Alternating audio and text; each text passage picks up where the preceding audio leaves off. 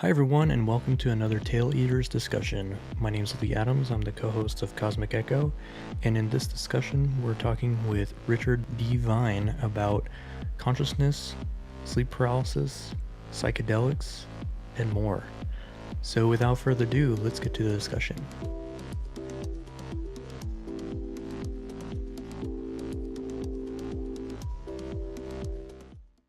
Go ahead, man. Introduce yourself. Well, my name's Richard. I guess I'm going to be the co-host of the Cosmic Echo podcast, which I'm excited to do. I've had a long life doing lots of weird, crazy things, and I'm always excited to learn new stuff. So yeah, I don't know. Nice. So you're Richard D. Vine, right? Richard D. Vine. Well, at least that's I'm going to use that as the Google search term label for myself. Cool, dude. Yeah, man. So, yeah. I mean, this isn't like an interview style or anything like that, so it's just chatting, dude. Oh. It's discussions. Okay. All right, yeah. That's what it's like. Okay. What do you want to talk about? Well, we should talk about something. What's a good topic? One thing that I've been going to write about a little bit is sleep paralysis, dude. Because I'm trying to get more of the guides in the discussion here for sleep paralysis. So if you want to discuss that, that'd be cool. I know you've had sleep paralysis. I'm happy, but honestly, I'm happy that I haven't experienced sleep paralysis for a really long time. Oh, yeah. I will say this, though. There's in yoga, I don't know where I heard this, but I've seen this in multiple places. Okay. There's something about holding, the sitting position for over 3 hours. Nice. Basically, if you can comfortably sit without moving, basically in lotus for 3 hours without being in pain, which means you have to train your body to be in lotus in the first place. So you're not in pain while you're sitting in it. But you don't even have to do lotus. You could do like Burmese posture or Siddhasana or something. Anyway, something that's a stable sitting posture and you don't move for 3 hours. Okay. Well, what's that to do, I guess? Well, what they say in Yogaville is that basically because you're not moving, the body isn't expending energy. So every time you talk, energy is coming out. Every time that you think, energy is coming out. And every time that you move, energy is coming out. So when you're really, really still and you're really, really quiet, all that energy is conserving in the body. And to top it off, you're in this kind of weird pyramid-y kind of shape. Oh. So I don't know, but basically when you rest in stillness for long enough and you relax and you go into that, I personally, from my experiences, think it's a type of sleep paralysis because it reminds me of when I would lay awake in bed trying to go into OBEs and stuff. Yeah, I mean, so from an awake state. Do you get? For me, sleep paralysis, and a lot of people typically think of it as a terrifying, horrible experience, right? But you're talking about the paralysis type effect from it, I guess. Sitting there for that period of time. Do you typically people experience the hallucinations that you and I have experienced from natural sleep paralysis experience, I honestly haven't met enough experienced yogis to qualify that statement. I don't know anybody who's actually sat their butt there for 3 hours in that, in lotus. Okay. You know what I mean? Which you'd find easily at a Zen monastery or something, especially. But I didn't have access to that, at least where I was at. But I will say that at least in a lot of the texts and also just in talking to people, that seemed to be kind of a thing. But it reminds me of just laying there and going into sleep paralysis. I don't really see why basically laying on your back, which is Shavasana, that's a pose as well. Yeah. When you lay on your back for X amount of time and then you go into paralysis. I think if you are still in any position for long enough, you go into paralysis. Nice. And then but you're entering consciously, which is a little less scary. But Yeah, you're not sleeping and then be like, oh shit, what the hell's going on? Out of nowhere, right. I've had this sleep paralysis. And you're going to meet it too, instead of it coming on top of you. Yeah. Sounds like some jingling over there. Oh yeah, it's the dog. Oh, the dog. Ruben the dog. Yeah. Luna and all this snoring and jangling is from geez. That's cool, dude. He's awesome. And he's great. Yeah, man. So, I mean, with the sleep paralysis, through the just laying there, Mm-hmm. I mean, I know you've talked to me about it. Like you've gotten to the point where you start experiencing the effects of it through long-term meditation. Yeah, and the word meditation is a tricky one. I think the more I've really got into things, I've realized that lots of different traditions mean different things when they say the word meditation, you know? Yeah. But I personally, in my experience, could break it down into two giant categories, which is either a complete letting go or a complete focusing. Oh, okay. So you're like You not know, meditating on like typically, like when I first got into meditation, I've read about it or whatever, like I don't know much about it like you do, but whatever, like, you used to teach Buddhist shit. I don't believe that. well, And keep yeah, going, that's whatever. not its own, Yeah, its own whatever, stuff in there, but whatever. the idea for me when I first started was like, oh, I don't want to have thoughts, no thoughts, get Mhm. away from me thoughts, and continuing on, it seems like it's more about just being aware of thoughts versus like trying to get rid of them, Yeah, Jay, my old teacher, he kind of gave me a pointers of like, you're not trying to get rid of thoughts, you're actually just trying to be aware of the thoughts, So it's like awareness training. So it Mhm. sounds like that's kind of what you're talking about. Just like meditation, not really just meditating, like being more aware of the sensations, things like that. Well, yeah, there's a lot of Yeah, go on, tell us, tell me. I don't know, man. There's a lot behind that word meditation, and it really depends on what you want. Okay. Like, what's your end goal? It's really just it's a tool. It's a tool, like everything's a tool. So what's your end goal? If like okay, I would say that the process of enlightenment is a shift in identity from identifying with your speaking self to identifying with more of the silent background behind your words. Like if you imagine yourself like out in the wilderness and you're hunting or something, okay? Like you're really silent but you're aware. Okay. And you'll realize that that awareness is always there. It's behind all the words. Like that awareness was there when you're an infant. That awareness is there if you're a demented old man. Like, and so the shift in identifying from your words to identifying with that other part of you that's more of the witness thing, that's what a lot of the silent meditation stuff is about. Because the more you can identify with that different part of yourself that's the witnessing part, when you say I, Yeah. then you don't identify with this other words thing. Because the horrible thing about your words, you're identifying with yourself with your words and your ego, is that that's all subject to change. That floats around and changes all the time. Even your physical body, something's going to happen. You're going to, break your arm or whatever. You're at least going to get old and die. So if you shift your identity to the silent, unchanging part of you, and you identify with this is who I or what I am instead of these other things, then you're in a much more stable place to meet all of life's challenges, because you were never the ego or the words or anything to begin with.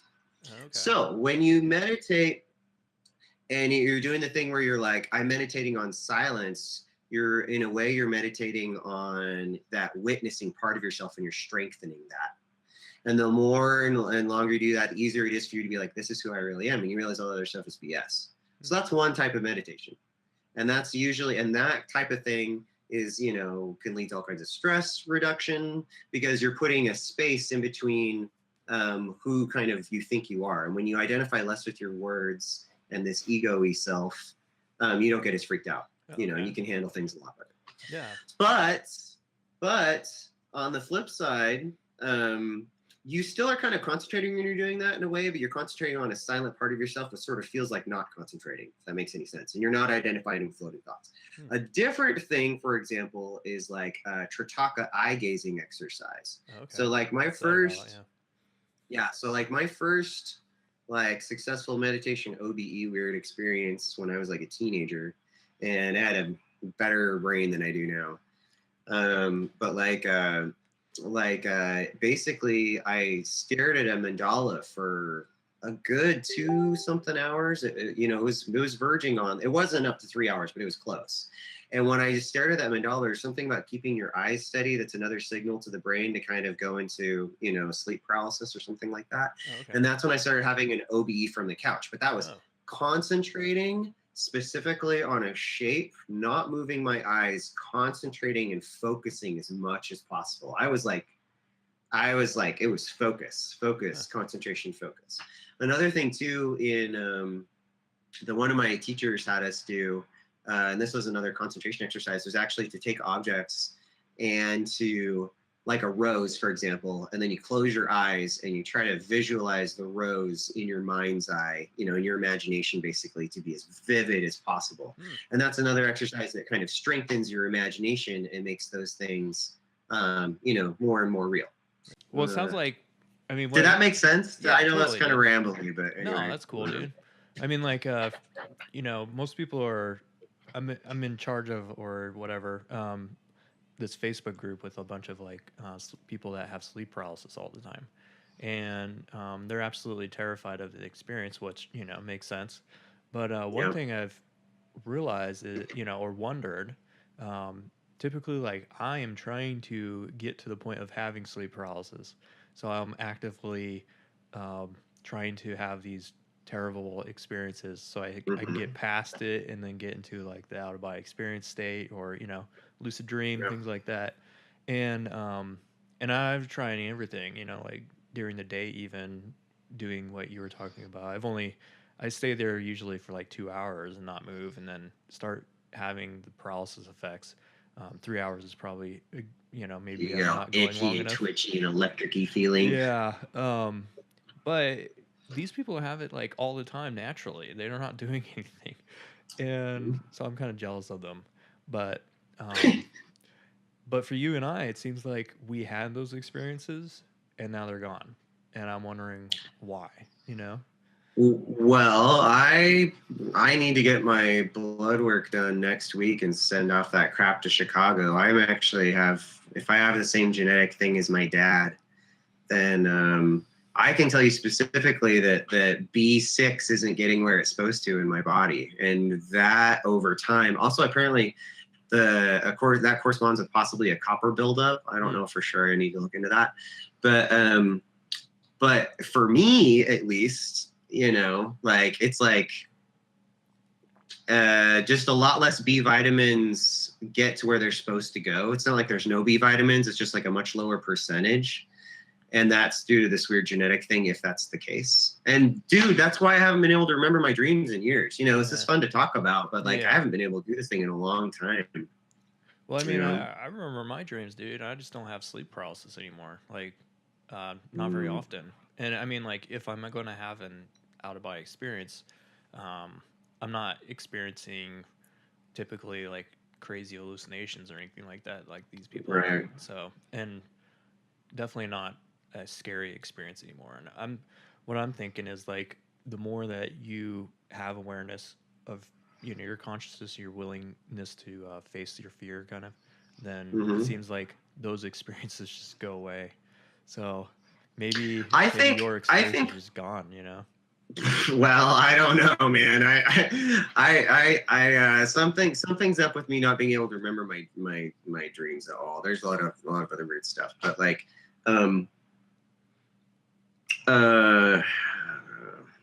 I think actually that how terrifying your dreams are and everything is also corresponding with what's going on in your life. So honestly, if you're in a much better place in your life, then it isn't going to be like a demon witch coming and sitting on your chest and trying to pluck out your eyeballs. It's going to be like super adventurous, and it'll still be some kind of weird amygdala activation, but it won't be as terrifying. It'll instead be exciting. You know what I mean? Or in a positive manner. But that's my think on that. That's interesting. I mean, people, I still do have the hallucinations sometimes, and they're definitely not friendly feeling. And people generally describe those things as not being very friendly, you know, Mm-hmm. and so I don't know if that, if everyone experiences unfriendly beings when they have sleep paralysis. I mean, like some people don't, obviously. Like I've heard stories of like little gnomes and stuff visiting people, while they're sleeping. Um, Right.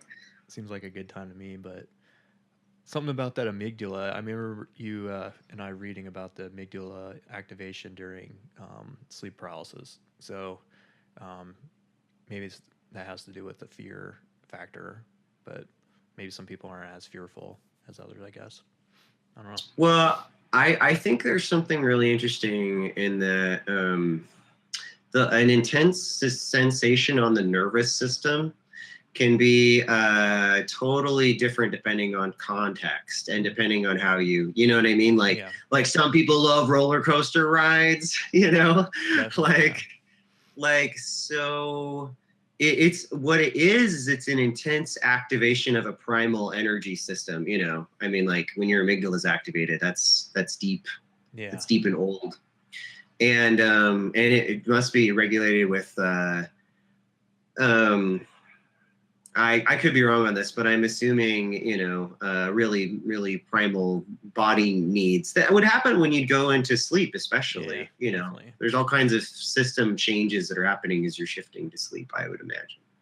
Yeah. You made me think of something too about your memory of dreams. I read recently cortisol levels increasing, and cortisol levels definitely impacts memory formation, awareness, things like Mm-hmm. that too. So if you're stressed out, things like that, it definitely could affect that area.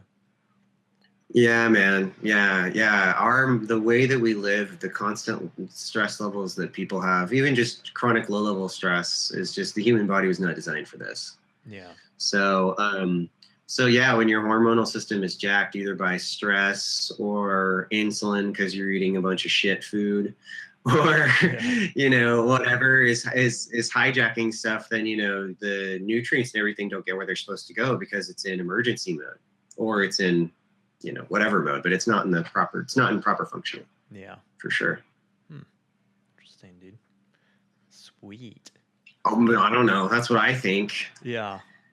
I'm some weirdo who's read a lot of shit. I don't know, man. I don't know. So I mean, like for Whatever. somebody that's dealing with like sleep paralysis, what do you think is like the best way of kind of going about it? I mean, I have my views, but what are yours? Um, They don't I want it to that's happen, really They're trying to get this right, thing gone. right.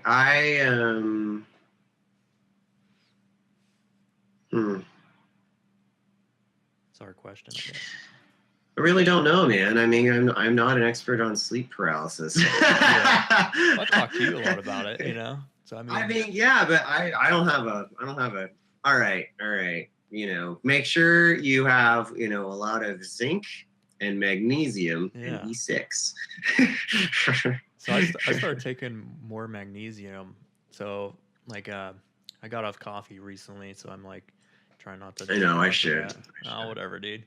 It's just I became super sensitive to coffee for some reason recently, so it's been about a month now. I think I'm not really keeping track of that, I guess, but um, yeah, I haven't been drinking coffee, and I've been loading up on B6 or B vitamins too, and magnesium. I take magnesium every day now, like in a liquid form, and Mm-hmm. definitely How's your seeing. sleep? Has it affected your Oh yeah, sleep? man.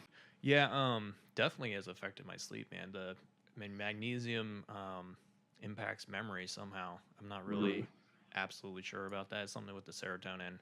So I think if you recall, I'm not sure. But yeah, memory definitely has gone up during sleep, and probably, I mean, the B vitamins and cutting down on coffee has definitely also had effects on my sleep and memory of my dreams. So um, yeah, they've been a lot more positive and healing too, which is interesting. There you Yeah, go. I was experimenting with salvia like a little bit ago as well. Yeah, Oh yeah, yeah. Has it affected your mood? yeah, definitely affected my mood, more positive experiences, things like that. But what I really noticed is, and it was hard to tell because I was like stopping coffee and then taking all these vitamins on the side too, at the same time. So a lot of changes really fast, so it's hard to tell which one's like doing actually anything. But I can confidently say that salvia is definitely has some type of increase in memory and dreams to the point where I could have, yeah, dude, I could remember every single dream that I had. I had no control over them, but yeah, because I Whoa. was like, okay, like I slept, 8 hours of Did sleep. you remember them like as they were happening and then you woke up, or did you like wake up and then it all came back to you at once? Uh, um, yeah, I guess the wake up and they were there, like Okay. as if you just you wake up in the night, you're like, oh, I remember my dream. It was kind of like that. I didn't do any like writing down or anything like that. It's just like I woke up normally and I was like, yeah, I recall.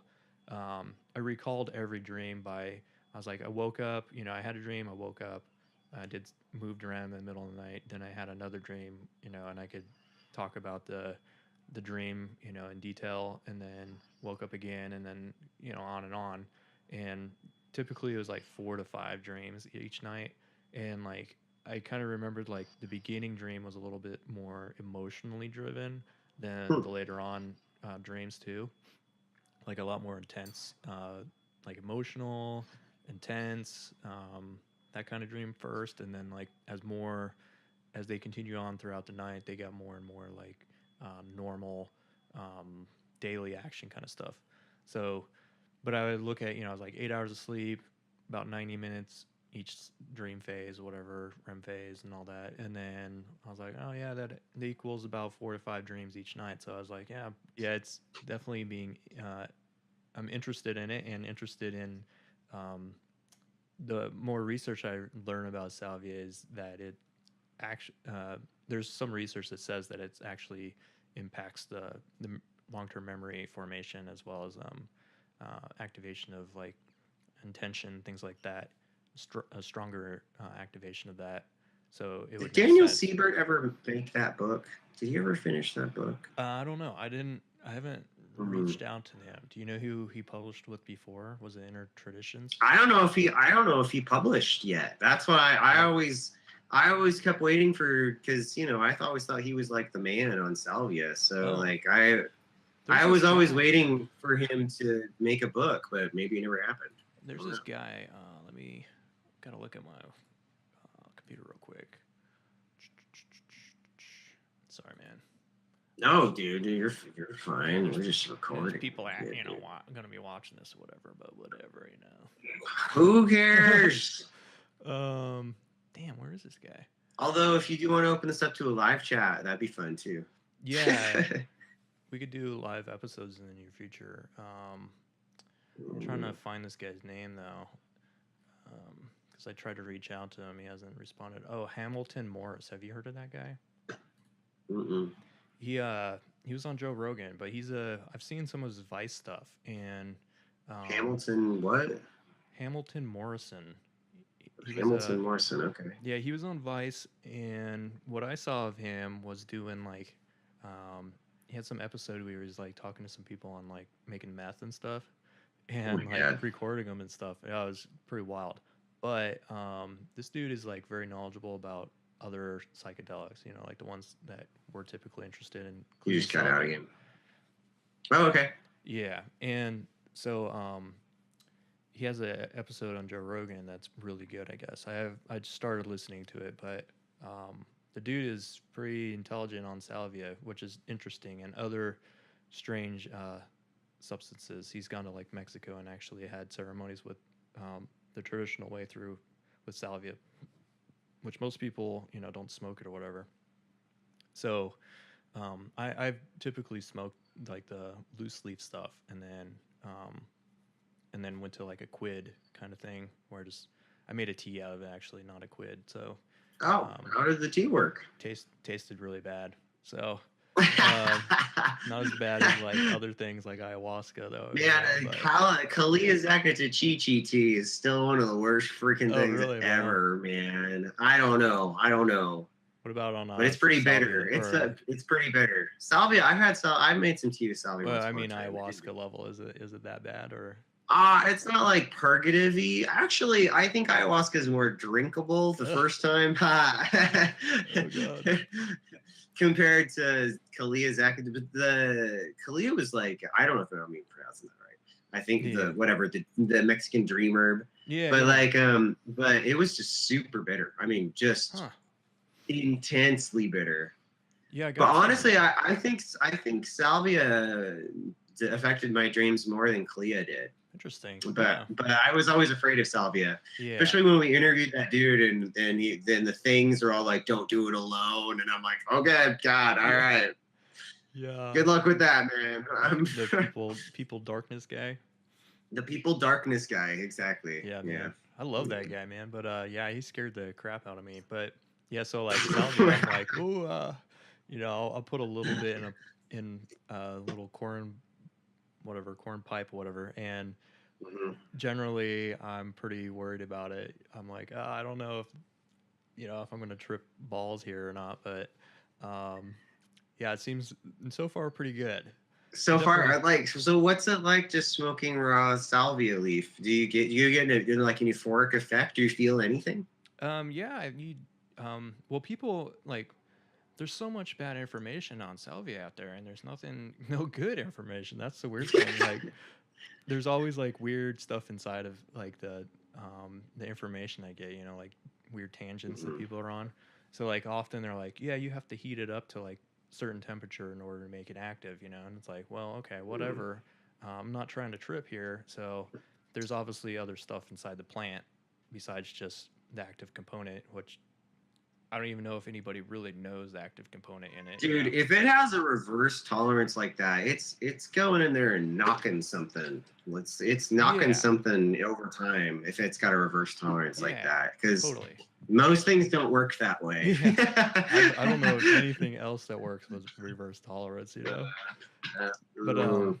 so when I smoke it, it definitely feels like a small euphoric type effect, but definitely have this like sensation of like a cool metal feeling, if that makes sense, like on the A top of, cool metallic feeling. yeah, on the top of my mouth. Mm. So that's the first thing I Mm. notice.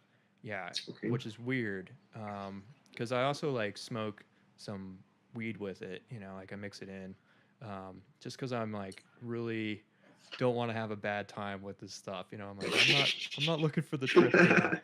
I'm looking for like the memory enhancement ability and like mood enhancement stuff. Um, like I'm not super depressed or anything, but definitely there's research out there and peer-reviewed research saying that it actually is very effective for long-term depression. So, but if I can feel a little better during the day, like without being addicted to something, then whatever. That's beneficial. All right. Uh, so smoke it, get that euphoric type feeling a little bit, and then also like things start getting a little weird, like corner of the eye kind of stuff, starts happening, and Okay. like the Like you're seeing smoke. shadow people. Yeah, like I'm not really a shadow people, but like something might have been there. You're like, what was that? Um, And this is also without weed too. Like weed kind of does that to me, but without weed, definitely more it's quarter in the eye kind of stuff. And then like I've noticed like the smoke can turn like rainbowish kind of too, which is Rainbowish? yeah, it's got like a little like a oily texture to it, in the air. It Okay, like an starts oil slick kind of thing. yeah, it gets the oil slick thing going on, and I'm like, okay, something's going On on the here. herb? Yeah, yeah. Like in the air, you blow it out, you're like, and then you'll start seeing a little bit Okay. of rainbow texture inside the smoke, and you're like, okay, things are getting maybe a little weird here. Um, but it doesn't give you the without weed in it. You don't get like the weed high. You don't actually feel like Right. high off of smoking loose leaf salvia. Like I don't feel confident to go drive a car just because I want to be responsible, but Well, definitely you could go, you that's know, wise. yeah, wouldn't do that in anything, but like, you go In walk case down the like the street or road something. turns, vertical or something, Yeah, if you're exactly. on Like stuff, start yeah. tripping, seeing shadow people walking in front of your car would not be good. But, but like I could have a normal conversation with somebody and they would not think that I was like altered at all, or like do some work or something, you know, read a book, things like that. Hmm. But you know, I don't know. I haven't used it like consistently for a long time or anything like that. But definitely the dreams, man. Definitely improves dream memory hardcore, and Hmm. that reverse tolerance kind of makes me interested about it, like how maybe it's permanently Yeah. increasing memory recall, things like that. Well, I want to know. Yeah, there's some new novel antidepressant things in my brain. Number one, around here, actually, there's a clinic that does ketamine treatments Oh for yeah. depression, which I thought was interesting. And I know that like when they do ketamine treatments, it's messing essentially with the GABA system. It does this. So Does the same thing as salvia, man. Like from does it affect the yeah, mu the kappa opioid kappa, receptor thing again, yeah, the or kappa whatever? opioid receptor. So like Okay. salvia are from what I've read about, I mean, they definitely are affecting the GABA as well. Um, Oh. so like people, like I think like so from what I've read and everything, anytime that you get to the point where you're like you black out or you gray out or whatever, you have memory problems. That's like a GABA. Hmm. That's like a GABA release thing.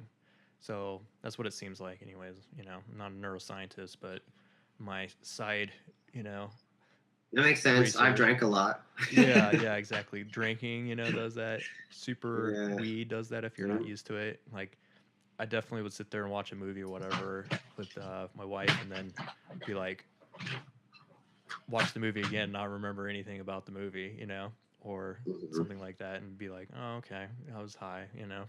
So, but salvia, people can black out from it, you know, and have um, extreme hallucinations from it that they don't remember. And I guess you were saying, what was the substance you were talking about? The injection, or they do the Ketamine? ketamine? Yeah, ketamine definitely. And then also like so the interesting about ketamine and salvia is they both produce out of body experiences. So like Yeah. yeah, and that um and I was watching this video, I think I sent it to you, where they talk about DMT most likely not being the substance, the spirit molecule inside of our brains. You know, it may take us to Mhm. spiritual places, but it's not like, you know, the key to everything kind of thing. Ketamine does that, and salvia does out of body experiences. I Absolutely I identical. have man, I have some thoughts on out Yeah, of body yeah, yeah, yeah, yeah, experiences and use of drugs. yeah, yeah, yeah, yeah. So I think basically, all right. So on the natch, without anything, there's definitely a shifting of awareness, and it has a lot to do with relaxation, where you basically change your awareness from this body to kind of like the energy body. You know what I mean? But Yeah, it's kind of almost like I don't know. So I think that is also what ketamine does, because ketamine basically, can really reduce your bodily sensation, and it's like a freaking horse tranquilizer. You know what I'm saying? yeah, So then your awareness shifts automatically to the energy body. By contrast, I think a different way to shoot out the energy body with some things, and I think, and this could be this. I don't know. This is my speculation on some things with mushrooms, actually, is that it over energizes the nervous system, producing more energy in the energy body, and it projects that way. So, do you see what I mean? So, way number one yeah, is knocking out association with the physical body. So then the consciousness goes to the energy body, which may be, I don't know, of medium strength, and then yeah, it pops out, or you identify with it, or you have such an energetic experience from these psychedelics, that the energy is almost so strong that you can kind of pop yeah. out if you direct the energy that way. But it's different than kind of like a body dissociation. It's more like turning the energy body volume up, like, Ah, from a 5 to a 8 or something. yeah, dude, definitely, man. That's my theory. I don't know. I could be full of shit. Yeah, I have no idea. was I talking really to the don't know. guy. It's not even a theory. Shit, what's the guy's name, dude? Brian. Oh, Bruce Menser. Um, Oh. the 90 Days Out of Body Experience book guy. Oh yeah, yeah, the Yeah. guy who worked with Robert Bruce. Yeah, man. He was in. He Yeah, sounded cool. Is he cool? yeah. He's a very nice guy. Yes, He's pretty yes. professional dude. So like he No. has a normal hardcore job and stuff, you know. So it's like, oh, somebody like me that actually has a job, sweet. Um, he definitely didn't have a beard or anything, you know. But he was a very nice guy. But I asked him about this thing that I've been talking about with you about is like this whole concept of do every night do we astral project and you know, and we just don't remember Mhm. it kind of thing. Right. And so he was like um, he said something interesting. He said that he thinks of the astral body as like a mirror, like a one-way mirror, and it's always projecting. It's always out. It's always doing stuff, but we just Mhm. don't remember it. But then every once in a while, for some reason, we're able to get some information from it. It's like allowing us kind of in a way to do that. Mhm.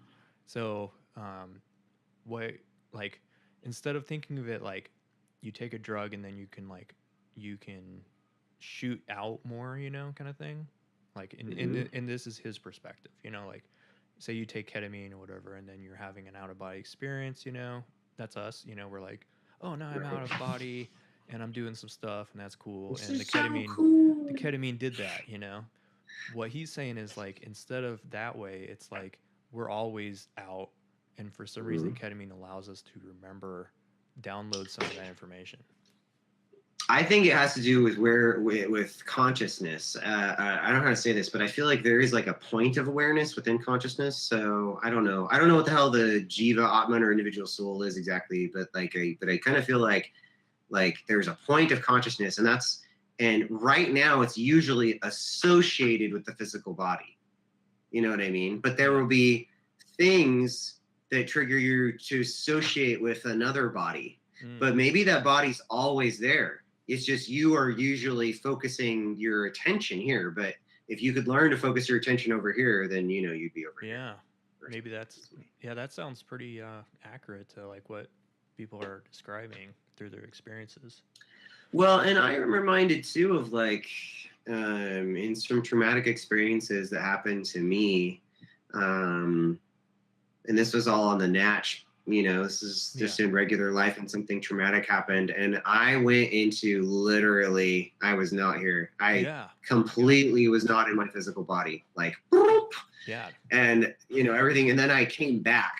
So it does seem to me like all those things are always present, but you're shifting awareness Yeah, through dude. them. Like, I don't Well, know. that would, I mean, that's an indication of like we were talking about the GABA too, because I was talking to someone yesterday even about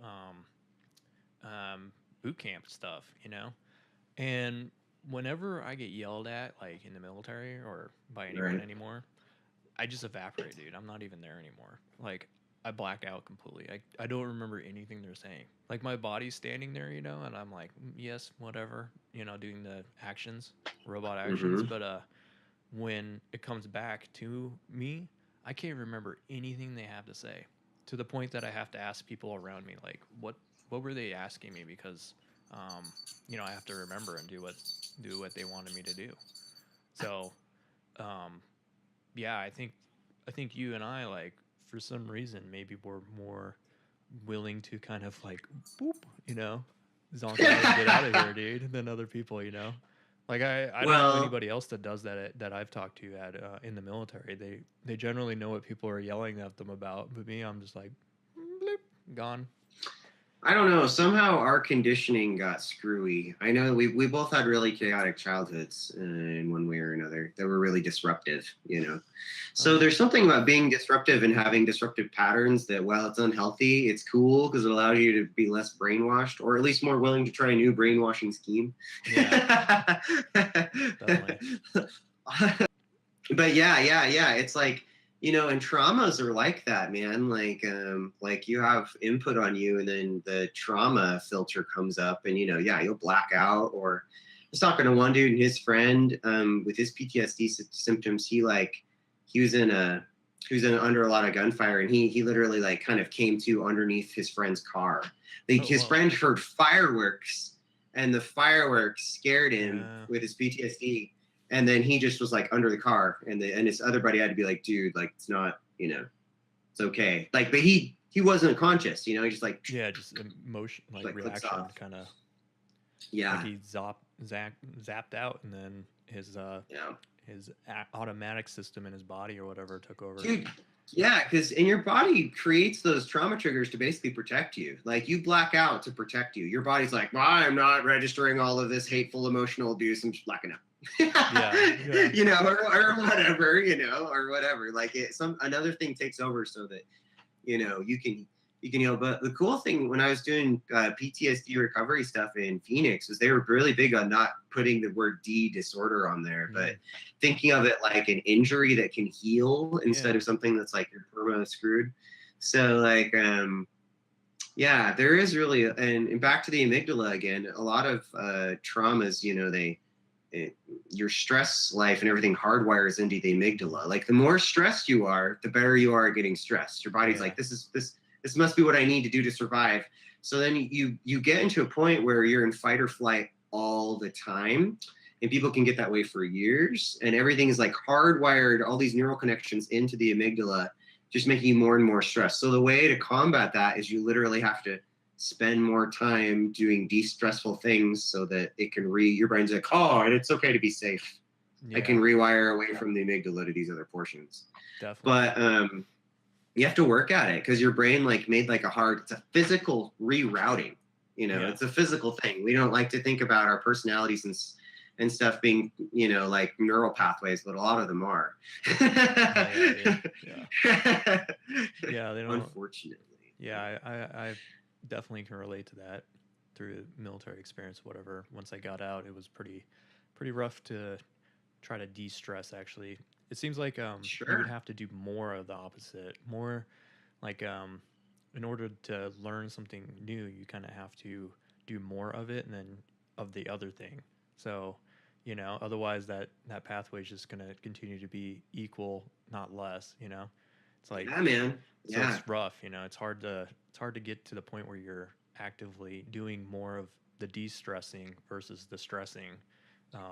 There's kind of a horrible way to put this, but you're almost trained into however you feel consistently. Yeah. You know what I mean? So like, if you're trained into being stressed all the time, you're going to have to spend a lot of time training yourself not to be stressed before you'll actually naturally just be cool, because it took all that to get you to this horrible place where you're stressed all the time. Yeah.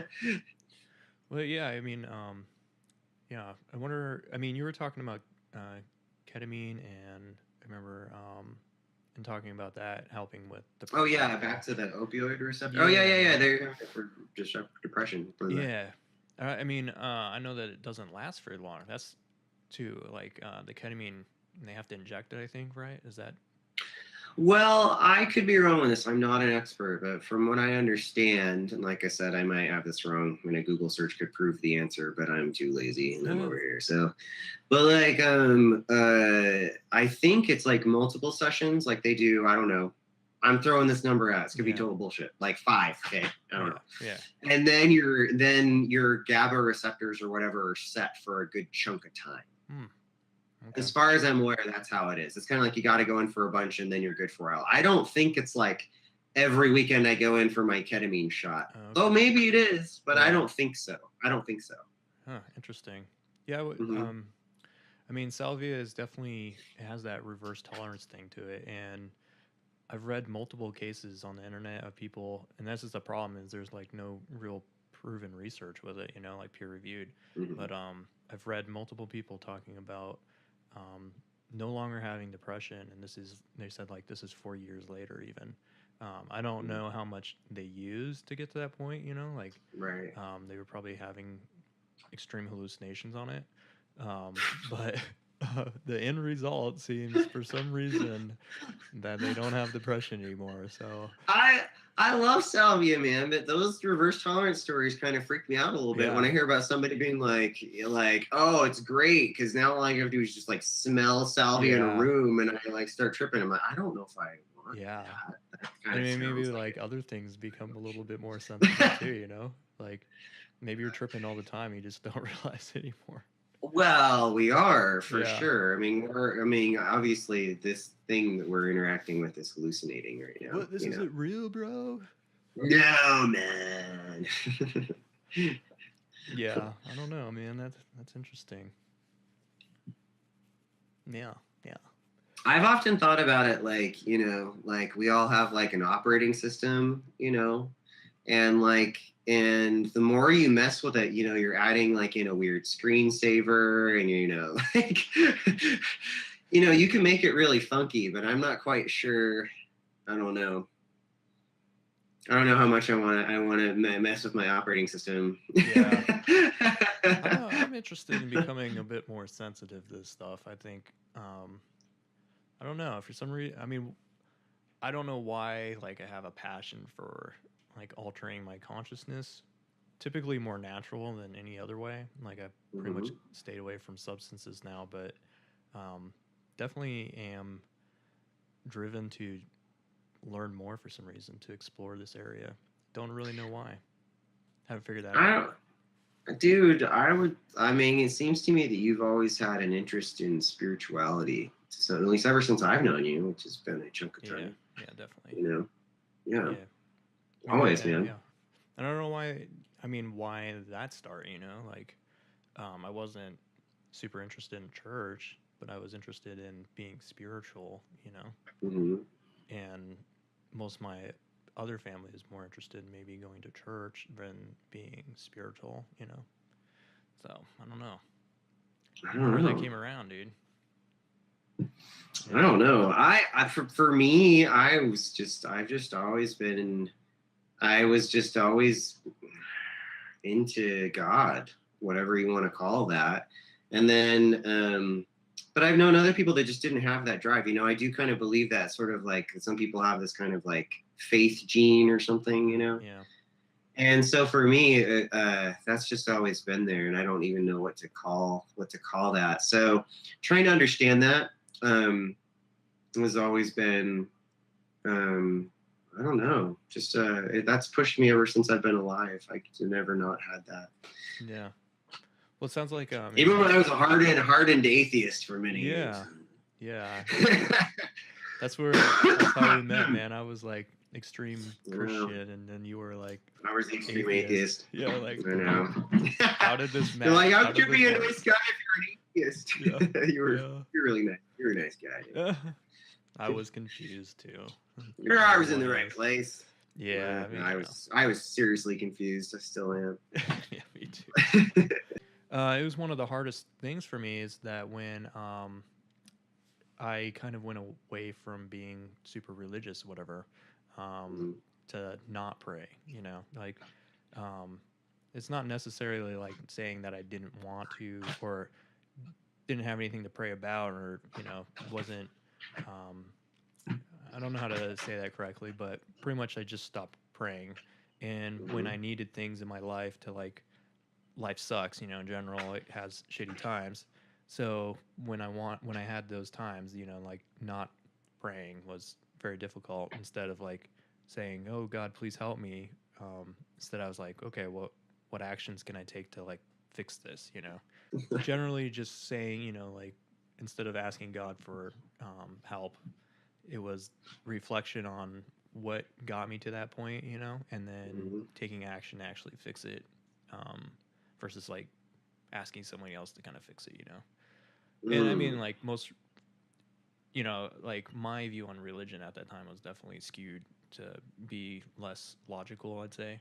But like most people that believe in God and pray would say that God doesn't do everything for you. You're gonna take action as well, and I agree with that. Oh, It's like just get up. for people that believe in that way, then um, they definitely they definitely need to take action, I'd say.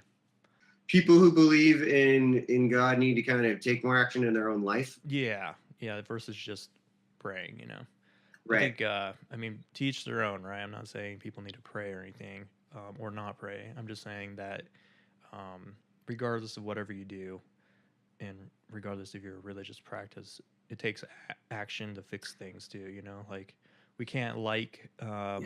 guns away, things like that. But I'm not saying I'm against guns or whatever, but um, they it takes action to make things happen, not just thinking about it. I think, or praying. Oh yeah. What is it? God helps those who help themselves. Yeah. Yeah. I have a different version of God than I used to. My vision of God now is God is my hallucinating faculty. God is my personal hallucinating faculty. Okay. So if I ask, God to help me find money, I'm really talking to myself to alter my perception, which I can do.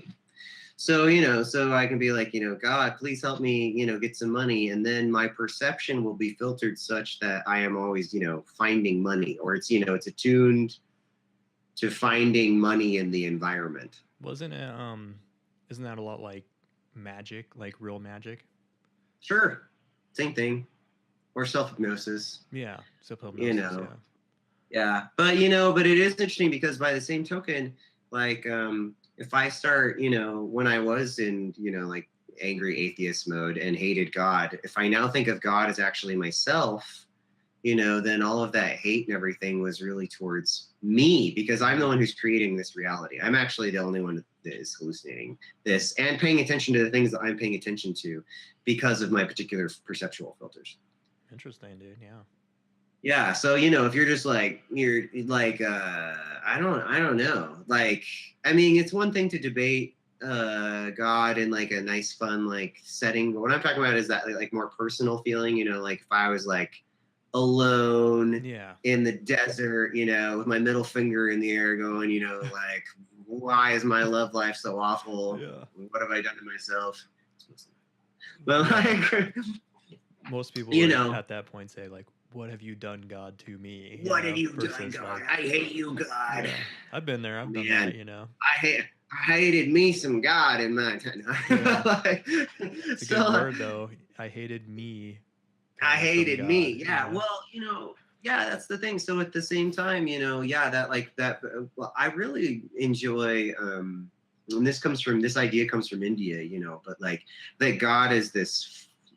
This is different than what I'm saying if God is your own personal hallucinatory reality. Again, we've now shifted. I'm not saying the same idea, but this is a separate idea that I think is cool, which is that there's that God is actually formless, and you actually cannot understand the thing which is behind everything, because we are right now in the world of form.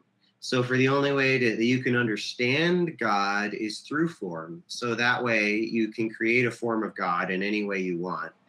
And that's how you can actually connect to the universe, because it's almost just too hard for the human mind to connect to some formlessness. Okay. Yeah, that makes sense, dude. So that one's another cool way too, because that makes every single God a personal God. And it also means that there's no wrong way to worship God. And it also means that God is the totality of everything, which is just, semantics for some physics, if you want. Yeah. Which is great. Yeah. So, whatever. Yeah, dude. That all makes sense to me, dude. Yeah. I think it's good to have opinions and, different ways of looking at life. And you've read a lot of stuff, so those opinions are backed by a lot of good information out there. I don't know. Well, at least some good opinions. I've come across a lot of information. I don't know. I'm just another asshole. But, take it for what it's worth. Yeah. So it was great speaking to Richard today, and this has just been another TAILEATERS discussion, random coffee kind of drinking discussion or whatever. It's been a good time, and people can find more information on live discussions that we're having on the website at TAILEATERS.com, and they can also subscribe to our YouTube channel, where we will be releasing additional episodes like this in the future. Hopefully great discussions in the future with Richard and other interesting people. So until then, happy dreaming.